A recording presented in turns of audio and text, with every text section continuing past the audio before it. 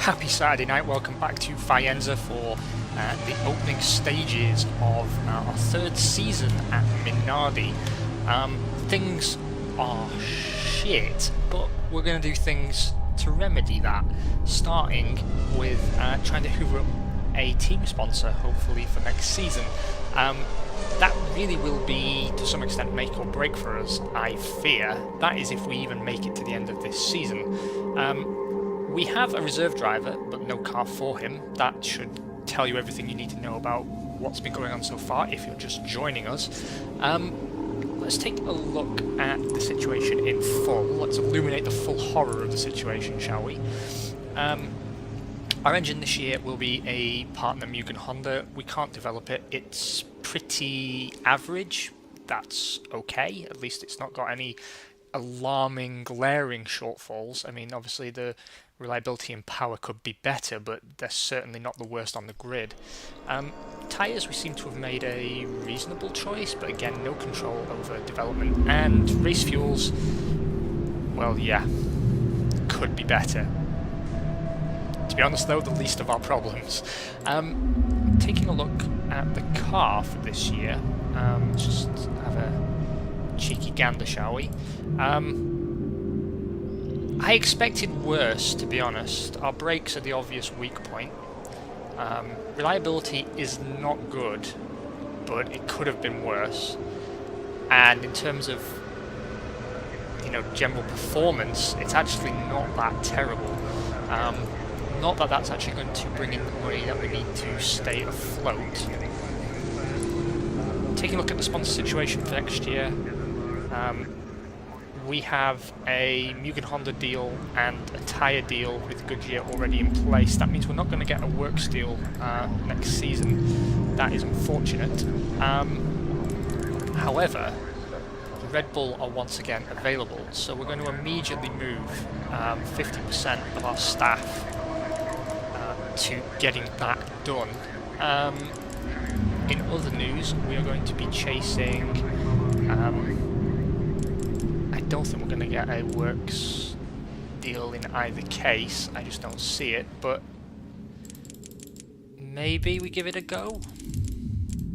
So 20% of our guys will be on that, and then the further 20% will be hoovering up a cash sponsor. Again, important stuff. I kind of want to go for a level 2.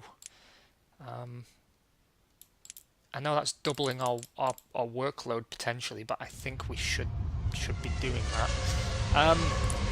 Hopefully Red Bull will speak to us. That's the first thing to think. I'm going to be running some hospitality at the opening Grand Prix. I'm going to try and butter some suits up. I'm going to drop Mugen Honda actually and bring along Magneti Morelli and see if we can't get off to a reasonable start with all of those guys. We might actually sneak ourselves a reasonable performance first race out. It's really later in the year that things are really going to go to crap. We've got 16 million coming in over the course of the season. That really isn't great. We don't have a lot of opportunity to refinance the team, so testing, not going to happen. Hospitality really shouldn't be happening, but I really want to try and tie up a deal with Red Bull to secure our survival as quickly as possible. Now, let me think. What do we need to do? We need to begin on next year's car in earnest. That's super important. We're going to have 80% of our guys working on that. That's actually really important. We're not going to be developing this year's car. There is no reason for us to do so. So instead we're going to be focusing on closing the technology deficit. We'll start with a reliability upgrade for the brakes. Brake failure being quite an alarming failure to have at the speed even the worst cars travel at. We're going to need some spare parts. That is a known, and I'm going to build those early. Let's get the paint out of the way. And because we're not testing, we don't have Don't have to worry about accruing wear before the race. Oh, that was painful, but I think it's good to have that additional one on hand, and then we'll produce 2 more next round. Our CAD and CAM systems are online, but we haven't got any further upgrades to the factory because just no, really. Not having that third chassis could bite us in the arse later, but to be honest, we were struggling enough as it was to keep our heads above water. Let's take a look at the situation up and down the grid. We've got both our pay drivers for 1 more season, that's important. Celso Moreira is in the last season of his contract and I'd see no reason to retain him, to be honest. We're in the last season with our commercial director. Matt Gascoigne's got 1 more year left to run. Harvey Postlethwaite's in his final year, as is Tim Edwards. Really we have to keep Harv, to be honest, because he is cheap. I'm going to make an offer like that, and yes, we've retained him. That's really important. We don't want to go backwards. We'll give him, again, a little bit of a boost and see if he'll take it. Okay, we've got a little bit more work to do with him, but that's fine. Nothing alarming. The main thing is our designer is staying on. I'm going to break my own rule, and I'm going to pick up 2 staff for the commercial department and a member of staff for the design team. That's a huge investment, don't underestimate it, but I think hiring those guys early means we get the best bang for that particular buck, and let's be honest, commercial staff are definitely in need. They're going to be earning their money this year. We are keeping both drivers turned down. I'm going to turn Takagi down even more, to be honest. We've got no setup points to speak of, and that's just fine and dandy. We're going to have Deniz running soft tyres, Takagi running hard. 100% of our guys will be working on pit stops. We've got no security concerns to really occupy ourselves with. This is a fact-finding episode, to be honest. I want to see exactly how effed we are. I suspect it's massively, to be quite honest. Let's not spend that much money. I just realised. So 235,000 that are going out on hospitality. Really, we won't be running hospitality throughout most of the season. It'll be a few key events again. I just want to see what size of loss or hopefully profit we make over the course of this Grand Prix. We need to consider as well taking a credit agreement. That's something we'll discuss in future rounds depending on how dire the money situation is. I am going to try and salvage this, but it might be that we have to start over, and that's fine. That is absolutely fine by me. I love Minardi and I don't mind starting from the bottom again. Hopefully the card's falling a little bit more in our favour. On top of what we're spending on hospitality and all the other stuff, the hirings and firings and whatnot, another near $500,000 will be going out to finance the transport of the cars and the crew. So basically, close to half our budget is going out, but we don't really know what's coming in yet, so yeah, let's just pull the trigger. Okay, looking at who's where for this season. Michael Schumacher teams up with Johnny Herbert at Williams. John Lacey has been retained by McLaren, partnered this time by Shinji Nakano. David Coulthard and Damon Hill will be running next to each other at Ferrari. Johnny Newhouse and Heinz-Harald Frentzen partner at Benetton, that's a strong lineup. Pierre Rainbow and Luca Badoa team up at Arrows. Rubens Barrichello continues to lead the Stewart team for a 3rd season, partnering Ricardo Rosset. Deniz and Takagi are teammates at Minardi. Giancarlo Fisichella and Lauren Redon will be running in the Prosts. Eddie Irvine and Mika Hakkinen in the Saubers. Tyrrell will be fielding Ralf Schumacher and Andrea Montemini, and Esteban Tuero and Alexander Wurz are your Jordan drivers for this season, although the concurrence list has them as bottom, so Tuero must have had a really bad season last year. 23 degrees, very dry with slack wind for the opening round of the 2000 season. We've already discussed tyres, no setup points to speak of, no driver aids.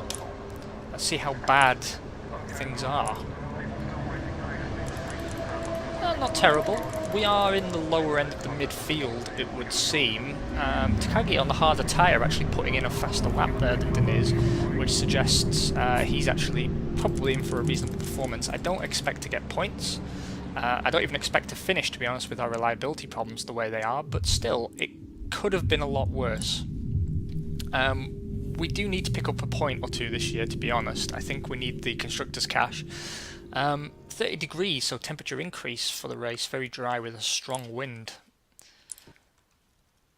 Deniz is on the softs. I will make sure he's got fresh boots on every stage, and will lighten his fuel load to help with tyre wear. It does mean he can't push, but that's always the way. Takagi on the hards, he'll be running 2:29 lap stints. Again, light on the old fuel, keep him fast and nimble, and keep the tyre wear down, and fresh boots in both stints for him too. If we finish, I'll be happy. If we get a point, I'll be ecstatic. But I'm expecting one or both cars to fail. That's going to increase our consumption of spare parts, which really sucks. If we do finish, the lighter we are on car wear, the happier I'll be. Bearing in mind neither driver is really pushing, because we're trying to keep costs down. 13th and 16th in qualifying is actually really good, now I think about it in a little bit more detail.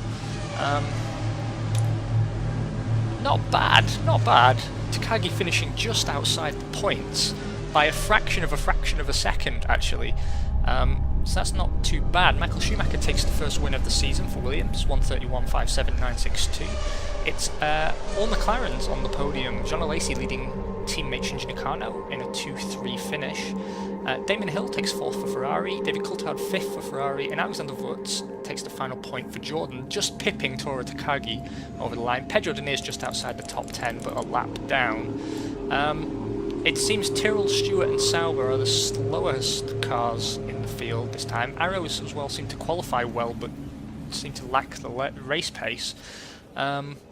Double failure there for Benetton, so we don't really know what their race pace is like yet. But other than that, no major news. I'm really pleased, really pleased and encouraged to see Takagi just outside the points there. It would have been brilliant if he could have picked one up, but nevertheless it wasn't to be. We've made a minuscule profit. We've made $100,000 profit. That's actually really good news. Taking a look. Yes, excellent. It's a 2-season deal. It is for 18.5 million smackaroonies. Not quite as much as I was hoping for, but we will absolutely take that. We can only get a partner deal from Mobile. It's a 2-season, 900,000 a season deal for Magneti Morelli. All of that is very good news. What I want to do is... I don't think I want to cut hospitality entirely, actually, since these deals are actually going to happen, it seems. We really have to prioritise that Red Bull deal, though. I don't want to totally sacrifice progress elsewhere, but it should absolutely be our primary focus. The sooner we tie that up, the happier we will be. I'm going to cut this down to 15% as well. We're going to really throw everything we've got, buttering up the Red Bull boys. Now, if the game is functioning as it has in the past, then we should actually tie this deal up super quickly. And the fact that we almost got a point in the opening round and we turned a profit, that tells me we might just salvage this, and it tells me as well that we should have a small bonus to our performance when negotiating with Red Bull. So let's just see.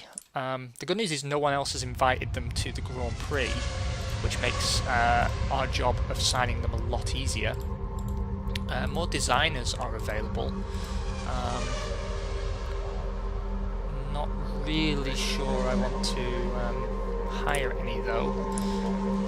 Taking a look in the design studio, obviously early days on next year's car, and we're really not getting anywhere here with the reliability upgrade for the brakes. I'm thinking I might just put everyone working on next year's car for now, until we get things a little bit further on. Let's build ourselves some spare parts. Again, I'm not going to run testing because we'll completely wipe out the additional money we made. The temptation is there, don't get me wrong, we're so close to a point that the temptation is definitely there. But we've only got 2 cars to run, and they're both race cars, and it just adds wear to everything, and that's really not what we want to happen. I'm going to prioritise Takagi. I know that's not good, but I am. We need more mechanics, that much we know. Are there any available? No, but actually the mechanic team is only 18 people. That's just not good enough. That is just not enough. The design team and construction teams are relatively large by comparison. Okay, that's not a terrible start. This won't be a particularly long episode because we're just putting the feelers out, as it were. Why don't we crack on with the next Grand Prix, blast through this episode really fast, and then in the next episode I've got quite a bit to talk about, actually. So, Deniz will be running a 1 car. Yep, that's all looking good. Let's hit the road in Brazil. I doubt we'll be lucky enough to get 2 great results again, but you never know. You look in the lottery. 26 degrees for quali. It does seem higher temperatures suit us, so that's good to know. 15th and 16th, again, not terrible, about where we were last year. Really not heartbreaking to see us down there, particularly because our race pace seems to be a little bit better. 31 degrees, so another temperature jump for the race. That could actually serve us really, really well. The Buick Honda engine is quite good with heat control, so we shouldn't suffer too much from those higher temperatures, and it might help us warm the tyres. It will be 36 laps per stint for Mr. Takagi, and after Australia this should be our best chance to pick up a point, because we're getting to the stage already where the next 2 rounds or so the top level teams will be by sort of round 4, round 5, teams will start bringing upgrade packages that we are not developing. So usually the opening round is your best chance. We still got a pretty good chance here of maybe sneaking ourselves a cheeky point, but going forward it's going to become increasingly difficult, so it's really important to me that we snag one if we can. Not so great this time, 11th and 12th, but then again one of the Benettons finished this time, who were obviously faster than us. It seems Prost found some pace here that I don't think they'll find throughout the rest of the year. Quite high attrition in this Grand Prix. The winner is David Coulthard for Ferrari, 138.23925. Shinji Nakano takes second, another podium for him. The McLaren team. Michael Schumacher on the bottom step of the podium for Williams. Johnny Newhouse puts his Benetton 4th, Sean Lacey picks up some more points from McLaren in 5th, and Johnny Herbert takes the final points paying position for Williams. Wurtz and Tuero, again the Jordans just outside the points, so they seem to be, along with Arrows, sort of our closest competitors. Sauber I'm not really considering in that group, given that they are the next team down the road, theoretically, but they're a full lap down compared to our cars, so I I don't think we necessarily have to worry too much. We are sort of more on the back of the faster cars than we are among the slower cars. That's a pretty significant improvement year on year, actually. Drivers' Championship, Michael Schumacher leads 14 points, David Coulthard 12, Shinji Nakano bringing up the rear with 10, and in the Constructors, McLaren sit atop the pile on 18 points, 15 points apiece for Williams and Ferrari. Benetton sit de facto 4th, but you could argue 3rd really, on 3 points, because obviously 2 teams occupy 2nd. Jordan in 5th on a single point. Another profit. About 200,000 in profit there, which is excellent news. We've made a really good start on the Red Bull deal. Elsewhere, not so great progress, but and someone is inviting Red Bull along to Grand Prix, so we do have a rival for them. However, not a terrible start. Really, not a terrible start. I'm going to hire some more commercial bots to help that along. I think that should be our priority. Mechanics, we do need some more mechanics, and I'm going to provide them. That's just an efficiency gain, to be honest, to get the most out of our spare parts. On that note, I think I've probably spent the money we've saved at that Grand Prix. Nevertheless, if we continue to be profitable like this, then we can start to expand our operations very, very modestly, and that will be something we'll talk about in much more detail over the course of the next episode. I hope you guys have had an amazing Saturday.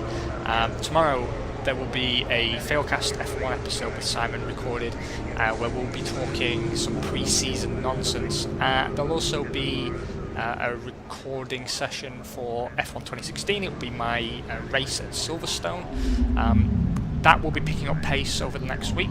Just a heads up for you guys, I'm out of town next weekend, so there'll be a bunch of videos throughout the week, I hope. Obviously, Wednesday is usually the big day for content, but I am out of here on Friday and I return Sunday night, so we might be on a Wednesday to Wednesday cycle for this week. You guys have an awesome rest of the weekend. Really, please do enjoy your Sunday and have a beer from me, and Motorsport Manager is also uploading right now, so hopefully these things go live within a few hours of each other, and then, you know, double content. Nice. Cheerio.